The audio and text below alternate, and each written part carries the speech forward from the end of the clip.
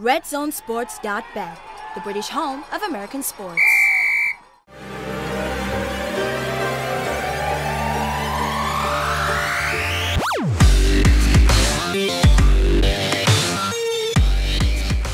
Hey guys, and welcome to this week's episode of the SportsHeads NBA edition, sponsored by RedZoneSports.bet. My name is Tori, and I am here alongside Steve and Nick. Yeah. Hey. Welcome back. Yes, we had a week off. Well, you did. Yeah. Well, yeah. You Had a was in the week off. snow. Yeah. I got snowed in North Carolina. Oh, fun and games. Anyway, we've got some big news to touch on this week, to be fair. So starting off with LeBron hitting his LeBron who? Youngest player to hit 30,000 points. That's quite an achievement. Unfortunately, the Cavs' achievements aren't quite matching up to his. Yeah. So, I mean, there's two parts to this. Maybe LeBron can't hold a team. I know that Nick's going to be hating on LeBron the minute he opens his mouth. I mean, 30,000 points, I mean, that's a tremendous achievement for him. I mean, where is he now? As I say, it's 7th on the list, just trading Dirk. They're both trying to overtake Wilt Chamberlain, so that's the kind of company that he's currently keeping. But I mean, as you say, the Cavs are struggling. The Cavs are playing very, very poor defensively. I pulled up a graphic the other day that LeBron is now the worst rated defensive player in the NBA. So yeah, he's still on the offensive end, very efficient, but on the defensive end, he's really struggling. Yeah. So for the Cavs, they need to make a decision what they're going to do going forward, and the big stumbling block appears to be this Nets pick. If they won't include his Nets pick in any trade, teams are not willing to balk on what they want to give up. But I think they're going to have to protect that pick and let it go. But it goes back to LeBron. What's he going to do? They don't want to get rid of the pick, because if they get rid of the pick and then he walks, they got nothing. It revolves always revolves around LeBron. It does revolve around LeBron, and that is a big issue because they are so scared that if they give away this pick and basically ruin their future, that's it. Then LeBron then goes. Twice. He would have I mean, do you really do that? Do you get divorced, then remarry, and then divorce for the second time just for the hell of it? No. No, you don't do that. That's for sure, no. No, you don't go back the second time around. You don't. No. Yeah, LeBron might. LeBron has gone back, decided that he wants to be a Cleveland Cavalier again, and won the NBA title there. But he's earned the right to pick where he wants to go. But I don't know. I don't like holding the organization a ransom the way he is, kind of thing. And going back, to this 30,000 point, I mean, you said great company, incredible, but it just got, again, him. Well, the problem I had with it, did you see his tweet? He tweeted himself about how good of an accomplishment it was, and I mean, that just, to me, that is what, yeah, exactly. To be fair, I did see the blame being pointed elsewhere the other day, though. I did see a tweet blaming Tristan that he's got the Kardashian curse. Yeah, there's that as well. But also you've got the fact that Kevin Love's not exactly that popular at the moment either, because he went off with an illness, then he didn't turn up for practice, and that's now been not exactly received well by some of the other players in the locker room. For me, I mean, I think the drop off is huge. We looked at it last season. Kyrie was the Robin to the Batman last season, so they got rid of him, brought in Thomas, not exactly the same fit, not even close. No. So Kevin Love is the second best player on that team now, and Kevin Love is basically just the Chris Bosh of the Heat.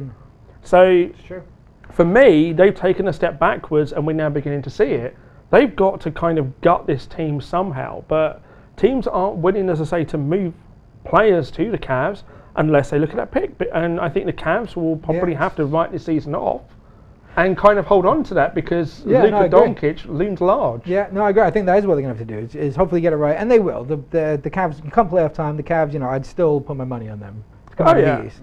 So it's not like they're, just going to fall off and never make the playoffs. But, I mean, Kyrie's got to be laughing somewhere right now. I wouldn't have thought he'd be laughing too much. We've had the Celtics are struggling. Well, top of the East. But just looking at how the Cleveland is imploding. And I just think it seals it for me with everything. I don't see LeBron back there next season in Cleveland, not with all this going on. That would be harsh. It'd be harsh, but it would be a story. And LeBron would still be in the news. Exactly that, and he loves to be in the news. So, moving on, we've got another big story, which you actually, to be fair to you, Steve, I've been saying this for weeks. I've been saying that this should have been happening for weeks and weeks and weeks. Jason Kidd has finally been fired. It should have happened ages ago. He is not the right fit for this team. They are struggling. They're the 8th seed in the East right now, where they shouldn't be. They should be a much better seed than that. And, you know, it isn't the right fit. I keep saying it. But where I think the Bucks have gone wrong even more so with this one is that they brought in Prunty as the interim, which UK basketball fans will know very, very well because he's worked with the UK basketball team. And they're not going and getting a guy like Fizdale, who is available, did a tremendous job in Memphis, and then he got off to a slow start this season and lost his job, and none of us agree with that happening. Well, I did. Well, I think they made the decision too quickly. And they also had injuries as well. You can't ever sack a coach due to injuries. I don't ever agree with it. So not going to get in Fizdale now, I think is a really bad move. Looks like Prunty's going to be the interim until the end of the season. Yeah, then now they're going to have a look at it. But Fizdale might not be available then. No, which is, I mean, I don't know. You rate Fizdale a lot harder than I do. I do. But I don't know. I am surprised at the timing of it all. Because Kate, you have been saying it, and every week I kind of thought, no, you're wrong. And I am surprised. When I look back at it, it does kind of make sense. I can see why they 100% should be better than they are. But I just don't see them bringing in a coach now that's going to help them this playoff. I think when you realise that the team can't move on with the coach you've got, I think you have to make that tough decision. Look at Golden State with Mark Jackson. Mark Jackson took that team as far as they could go. Yeah, love Mark Jackson. But he took that team as far as they could go. They made the right move. A lot of people hated that move, but it was the right move. Yeah. Now the same situation with the Bucks. They realise that Jason Kidd is not the answer. He's been there for 3 seasons. What exactly has he brought to this team? He got not a little much. bit of I think he's brought to individual players. Yeah. I know that. I mean, Giannis turned around and he wanted to try and save Kidd's job. He was the one that kind of notified Kidd. Well, an interesting one though, that Giannis actually turned around to Kidd and told him what they were going to do. Yeah. Which to me was a really interesting scenario. Really difficult situation to be in. Oh, for sure. I don't. For both, for the coach as well. Whether that happens or not around other franchises, I've never actually seen it publicised where the star player has turned around to the coach and said, "This is what they're going to do to you." Yeah. And I think that's an interesting scenario in itself. It speaks with how close the two of them are, but I don't necessarily think that's the right way also for Jason Kidd to find out it's not right. that he's about to lose his job. Makes him look bad. I mean, he must have had some kind of awareness of it, do you know what I mean? You'll hear like the whispers, but until someone actually turns around and says to you, you've lost your job, you're still going to believe that you're the right man for the job and you can start a winning streak in the next game. That's right. So for that to come out the way it has, I think also doesn't speak very highly of the Bucks organisation. No, for sure. When when the star player on the team is already aware of the coach going. And people remember that, you know. Oh yeah, without doubt. That coming in, how other people have been treated. So yeah. Yeah, no, absolutely. It doesn't bode well for the next coach because all of a sudden wonder, what's being said behind my back. That's it. Actually, I do think Giannis has handled it really well. Yeah. Considering, because he's said like, at the end of the day, like the Bucks have set me up, they got me here, they believed in me, and then Kidd's obviously been the one to make me the player I am. So I think he's been quite balanced with how he's spoken out about it. No, I agree. I think he said the right things. He said what he had, but he doesn't strike me as kind of a, he's not going to cause trouble anyway and say anything to, hit the headlines. So he seems like a good guy, and I'm sure he is upset that Kidd's left, but it's the NBA. It'll quickly be forgotten when the new coach comes in. This is true. It seems to be all kind of a little bit negative news this week, I have to say. Yeah. Next up, I was going to talk about the Spurs. I mean, what's going on there as well? We've got Parker, who's now moved to the bench. I never pronounce his name right. Kawhi Leonard. Kawhi Leonard's injured again. Yeah. Again. They've been What very cautious with Kawhi, and rightly so. But San Antonio are still winning games. I mean, they're pretty much unbeatable at home. They're struggling a bit on the road. And I think for them, it's all about just getting the team healthy come playoff time. Yeah, they've decided to put Parker on the bench, and now you've got 2 cornerstones of that San Antonio Spurs franchise for the last 15 years that are now on the bench with Parker and Ginobili, which is really interesting. That's beautiful. And, they've got this, more younger lineup now going forward. So I think it's going to be fun to see how that works out. But they are struggling a bit on the road, which does tend to bite them in the backside maybe a bit later on, because they're going to have to win those road games, as we know, come playoff time, because They're not going to go above the Rockets. They're not going to go above the Warriors. They're going to have to go into those arenas and win key playoff games. I don't think they can do it. I think San Antonio might have to kind of move on from where they are. Yeah, no, I'm probably right. And the whole, like, you know, Parker, Ginobili on the bench, to me, it goes back to the San Antonio organization. Not many other places will, you know, to franchise stars, you know, to go to the bench happily. So it just shows, I think, the quality of people they have there. But I think the Spurs are just in trouble anyway right now. Even Kawhi, if he came back today, I think, you know, it's going to take a little time to get him back into playing shape and stuff. So for the playoffs, yeah, I think they're in trouble. I really do. They'll make it, you know, probably get out of the first round, but I don't see anything further than that. No, I mean, I think if you look at the top 4 seeds as they stand right now, you've got obviously the Warriors, the Rockets, the Spurs, and the Timberwolves. The one you'd be most concerned about is the Spurs. Yeah.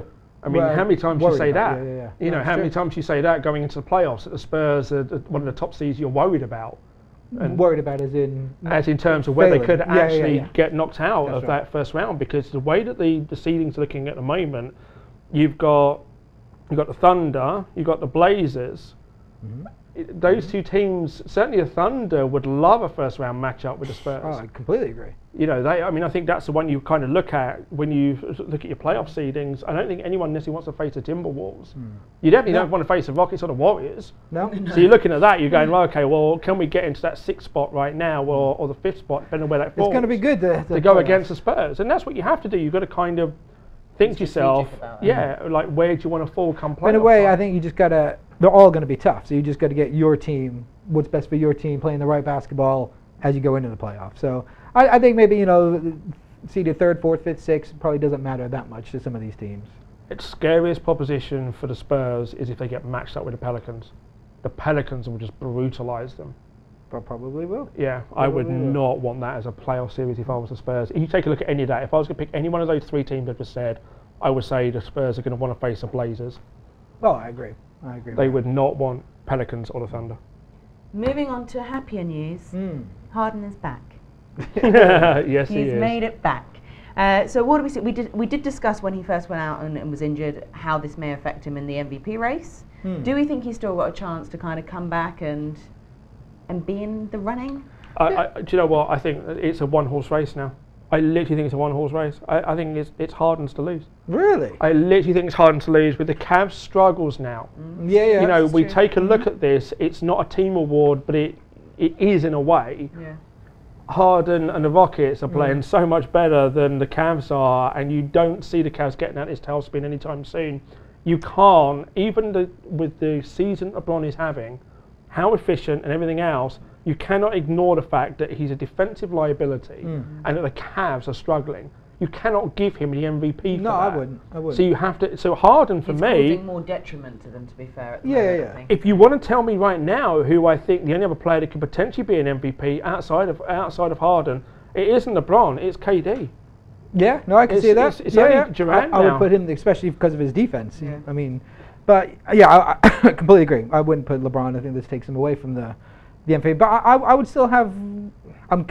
I still have Westbrook up there just because of the numbers. I know the team's not playing well, but right now I'd have to give it to Harden as well.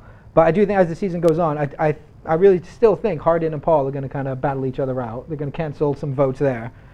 Westbrook, if he ends up getting another triple-double for the 2nd year in a row, I think, and depending on where the Thunder finish, I think it's a 2-horse race, Harden or Westbrook. I tell you, the triple-double stat just shoot me now. No, I agree with you, but he's still doing it. He's still doing it. He is still doing it, but you cannot argue the fact. Harden, 31 points, 9 assists, 4.8 rebounds, 62% true shooting percentage.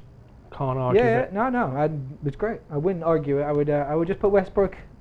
That's the battle for me right now. That's his chaser. I think so. With Durant as well. With all 3 guys. Durant. The thing is with all Durant, 3 Thunder guys. The problem is with him is the fact. Obviously, he's got Steph, he's got Clay, and but people will take a look at that. Though. Yeah, he's Durant defensively is standing out certainly, but I think you've got to kind of give it to Harden at the moment, and LeBron has kind of put himself out of that MVP race.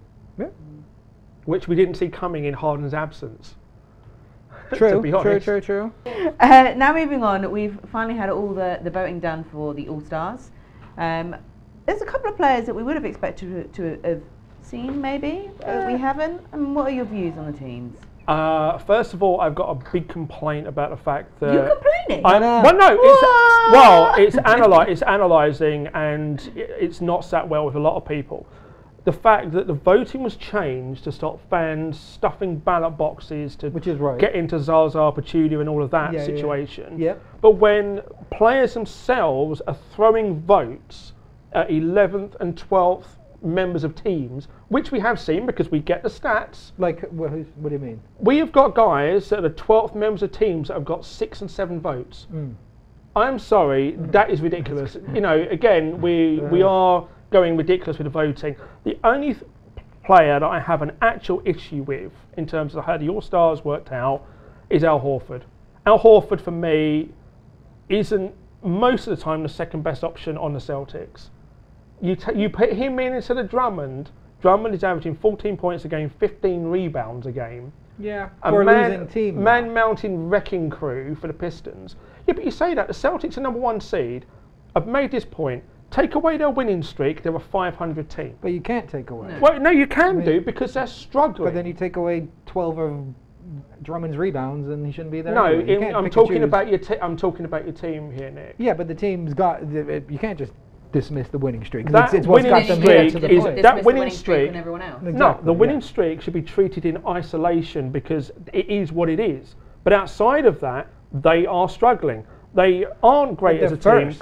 They're still in first place, so They I think Drummond's numbers are good. You want to tell me they're the best team in the Eastern Conference? I tell you, you're wrong.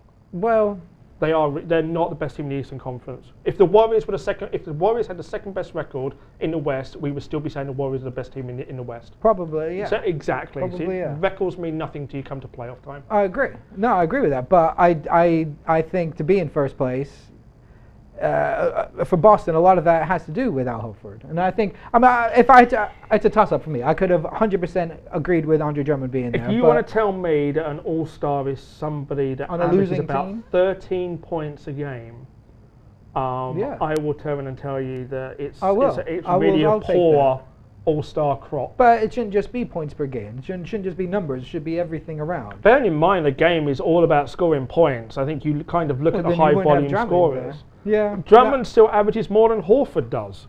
For a losing team, though. Yeah, but he's at least the first option on that, whereas Horford's not. Well, I don't want to be the first. If you want a loser, you call him first. I don't want that. Horford, guarantee you now that Horford will probably be the last player chosen when they have this All-Star draft. Well, guarantee you. Because probably, he is not an All-Star. Well, never will admit to him being an All-Star. He is not an All-Star. Well, we'll see him Sunday in the All-Star game. So that to me makes him an All-Star. Yeah, and he'll make me cry. So, guys, that brings us to the end of this segment of the show. Let us know whether you agree with Nick or Steve on this point, because I feel there's a divide. So I'm not getting involved because I'm sitting too close. So you guys let us know. We'll be right back after the break with our Pickens episode. Hey guys, this is Marcus Smart and you're watching SportsHeads. Nightfall in the Windy City. We're live, the home of the Chicago Bulls, the United Center.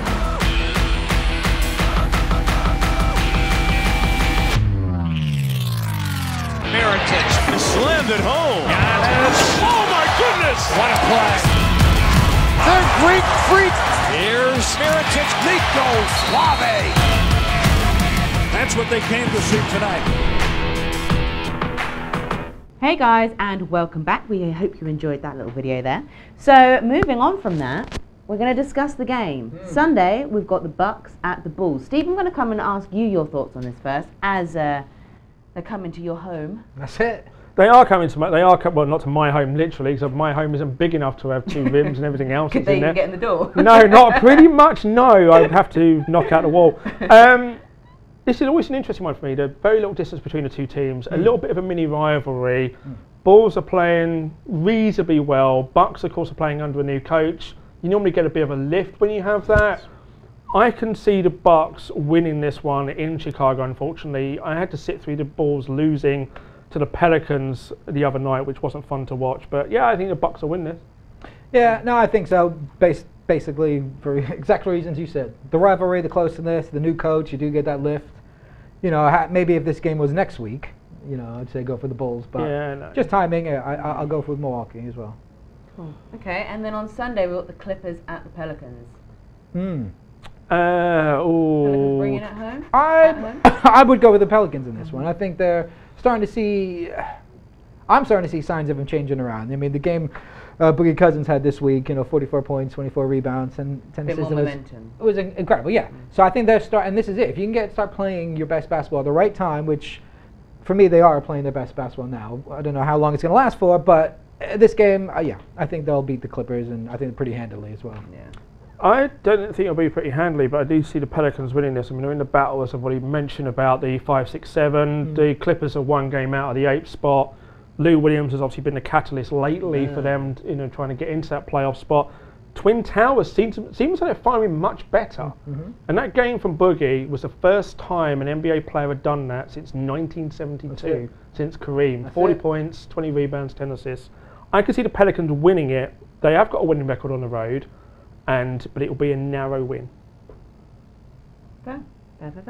So, also, we've got a few games on Sunday night we're worth talking about. Sixers at the Thunder. I like this game. I do. I like it basically just to see, again, a good test for both clubs, to see where they're at. I think actually saying that more for the Thunder, it's a good test. Philly, I expect Philly to lose this one. I think Thunder will win at home, but I kind of want to see how well the big three are going to play together. I'm very surprised this late in the season we're still kind of questioning how they're going to play together, but this is a good test. I mean, the Philly, got those bigs, so yeah, good. Early in the season. It is, but we're really not. We're exactly. we're 50 games in now. Yeah, I still feel it's coming up quick. Stuff out. They are. The Thunder have won 5 in a row. This is what's kind of given people a thought around whether Paul George should have been an All-Star or not, because he's averaging 20 points per game now. Yeah. Melo's still kind of struggling at times, but is playing better as part of the three now. Philly have been an interesting one, because they came over to London and then gave away that lead, and then they went home, beat Boston in Boston, that's right. Then won a couple of other really good games, and now they seem to they're kind of, they're on the upward spiral at the moment, but they've got some injuries now, and I think that's potentially going to hold them back in this one. It's always fun, watching Embiid, watching Simmons, and obviously the big three for the Thunder. I think it's a really good game, but I'm going to take the Thunder winning this one because it's at home. Had it been in Philly, I'd have taken Philly. Yeah. So Simmons seems to be a bit angry at the moment. Yeah. Anyway, then looking at Tuesday's game, we've got the Timberwolves at the Raptors. Another good one. I think this is a great game. Yeah. You're wearing that T-shirt for a reason? I am wearing it, but I'm not taking the Raptors to win this one. No? I'm taking the Timberwolves to win it because I think the Timberwolves have got just a bit too much offensively for Toronto. Toronto, though, have only lost 3 times at home. They've got the second best road home record in the NBA right now. Only the Spurs have a better one. They both have only lost 3 games. I just love the way the Timberwolves are playing. They've got 2 All-Stars in Jimmy Butler and Towns. Then you've got adding Wiggins, adding Gibson, and everything else that they're playing. The only thing that surprised me about the Timberwolves, they are ranked one of the worst teams defensively, and that's under Tibbs. Yeah. Now, Tibbs' teams are known for their defense. I think they can suffocate the Raptors here a bit, though, and I think the Raptors are going to lose this one at home, and Timberwolves will show why they're one of the better teams in the West. Yep. Nope. Completely agree. I think it'll be a low-scoring, a tough game, a good, kind of an old-fashioned, grinded-out kind of game. But I think I see Minnesota taking it, and I think again they're another team that are peaking pretty much at the right time. Yeah. Did you see that Torrey missed out the Celtics game because he doesn't want to talk about the slaughter? Phil, I've been set up here. Yeah. Well, Phil, you're going to miss out on the slaughter that's going to happen on Saturday night. We'll see. Decided in Boston, Golden State. Who do you think? Boston, Golden State. At Golden State, let's just say that for a start. It's not how they'll win; it's how much they'll win by. I mean, the only positive is that I guess they haven't had as much travelling because they've been West Coast at the moment. Boston have been to London. Yeah. And and they can't win at the moment. And Listen, Golden State I are remain beating positive. everyone. Okay. They'll keep it close. Al Horford will get that All-Star lift of an extra 5 points. Maybe. Yeah, that will definitely happen. Yeah, Kyrie will have that big. He'll be picking game. up. He'll be picking up on the LA energy. Yeah, He'll be getting some good vegan food. So Kyrie will have the big 20-point game. Horford will have the 5-point jump for being an All-Star, and then Steph, KD, and Clay will combine for 100 themselves. No, that sounds about right. That sounds about Yeah, right. I see Golden State winning this. Yeah, year, I was but going to say that. It'll be a good matchup. I'll see. It will be. It'll be a Do you know result I what? look for. It will be pretty even in the shoot around. That's all I'm going to say. Still a possible final matchup. 100% possible final matchup. Very much so. Steve laughs, but he will continue to laugh. Very much so. When the finals If it's a come finals through. matchup, it's a 4-game sweep. I'll get my broom out. Boston fan all of a sudden. Who do you think's in the East then, right now? If they had to go right now. Do you know what? It's a dogfight in the East. Yeah. It's literally a dogfight because the Celtics are struggling, the Cavs are struggling. I will never ever buy the Raptors as a contender. I really don't know. I think the East, There's is got to wide be open. someone though. Yeah. Can't be no one. By New York, default. New York. And I tell you what, the 10th seed and still struggling. That's You're it. now 4 games below the Sixers now. Keeping it interesting. Biding our time. Just The looking 4 forward. games behind the Sixers. Just Pete. looking forward You to my might say beer by- because it's by 3 de- games by behind. default. I think whoever comes out of the East will only win 1 game in the finals. Yeah. I think it's the Warriors to lose. Agreed. But it will be interesting. Yep. And we still got to get there, though. There's a lot can happen. We still got the trade deadline to come. Yep. Lots of stuff to happen between now and the playoffs. Injuries. Injuries. Returning from injuries. Yeah, but as I said to you before, and I'll repeat what I said to you on a text message to you both.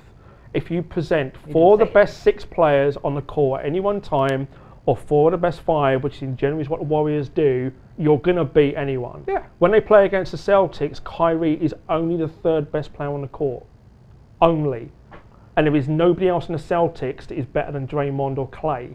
But you've got to get it done. So, Exactly. we shall see. 4 out of game's the best still 5 there. players. That's why they play the Sorry game. to say that. It's tough. And that concludes this week's episode. Thank you guys for watching. Please make sure you click that like button and click subscribe so you don't miss out on any future episodes. Until then, stay safe and we will see you next week. You gotta keep your eye on the ball, boys. Check out our latest hoops offer. RedZoneSports.bet, the British home of American sports.